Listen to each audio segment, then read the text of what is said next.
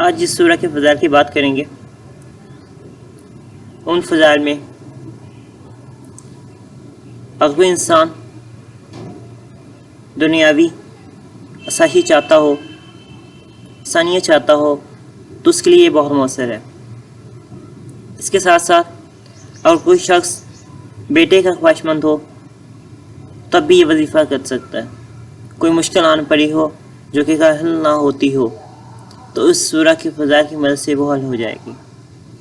اور کوئی انسان یہ سمجھتا ہے کہ وہ بہت گناہ گار ہے، وہ اپنے گناہوں کو معافی چاہتا ہے تو اس سورہ کو ذی الحج کے مہینے میں پڑھے، انشاءاللہ تعالی اللہ تعالیٰ اس کے تمام گناہوں کو معاف فرما دے گا۔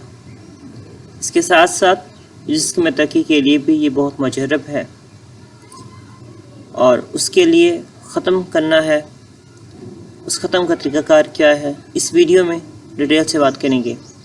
تو آئیے سٹارٹ کرتے ہیں آج کی ویڈیو۔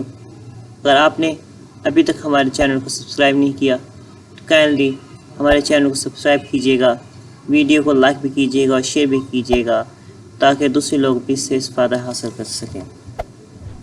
اللہ کے اتنے قریب ہو جاؤ کہ اللہ کے اتنے قریب ہو جاؤ کہ تم دعا مانگو اور فرشتے آمین کہیں۔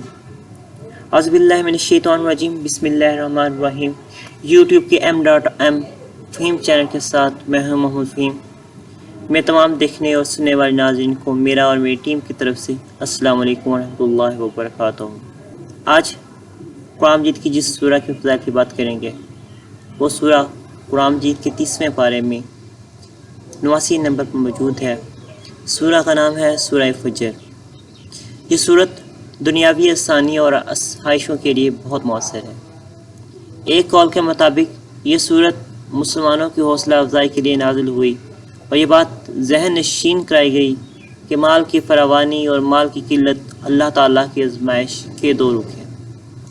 اس لیے مال کی کثرت سے یہ سمجھ لینا کہ وہ اللہ تعالیٰ کا منظور نظر ہے، افلاس کی زندگی بسر کرنے والے کے متعلق یہ خیال کرنا کہ وہ خدا کی نظروں سے گرا ہوا ہے، کسی صورت بھی درست نہیں۔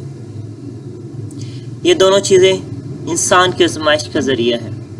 جس نے اس کی نعمتوں پر شکر ادا کیا اور مصائب میں صبر کا دامن نہ چھوڑا، دربار خداوندی میں سرخرو اور کامیاب ہے۔ ایک روایت ہے کہ جو شخص سورہ فجر کو ذی الحج کے پہلے 10 دنوں میں پڑھے گا اس کے تمام گناہ معاف کر دیے جائیں گے۔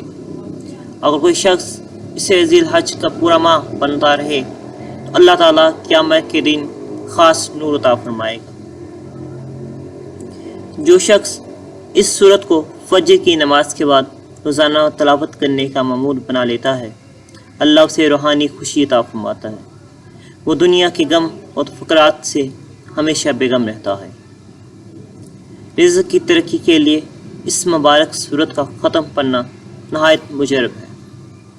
ترکیب ختم یہ ہے کہ 7 روزے رکھے جائیں، ہر روز 7 مسکینوں کو اور 7 یتیموں کو کھانا کھلایا جائے، اور 143 مرتبہ روزانہ 7 روز تک اس سورت کو ایک جگہ ایک مجلس میں پڑھا جائے، انشاءاللہ تعالی سارا سال روزی فراخ رہے گی۔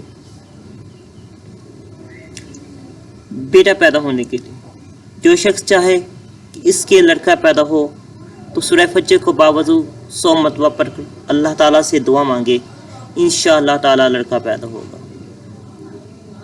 ہر قسم کی مشکل مہم کے لیے جو شخص چاہے کہ اس کی مشکل حل ہو اور ہر قسم کی مشکل مہم سے بآسانی نکل جائے تو اسے چاہیے کہ باوضو 70 بار سورہ فجر پڑھے، انشاءاللہ تعالیٰ کسی طرح کی مشکل ہوگی یا کسی طرح کی اس کی مشکل مہم ہے تو وہ حل ہو جائے گی۔